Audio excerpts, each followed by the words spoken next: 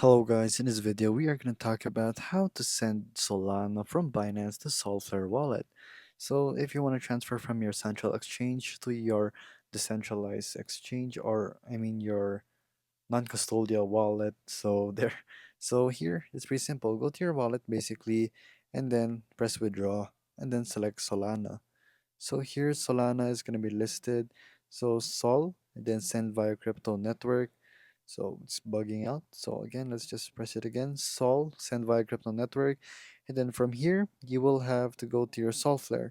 So search up Solflare in your device or just go to the application and then you press the receive button. So either you scan this code via another app in your Binance if you have another phone, and then right here you can just press copy and then we go back to our Binance, we go back and paste it right here, the recipient address and Solana right here.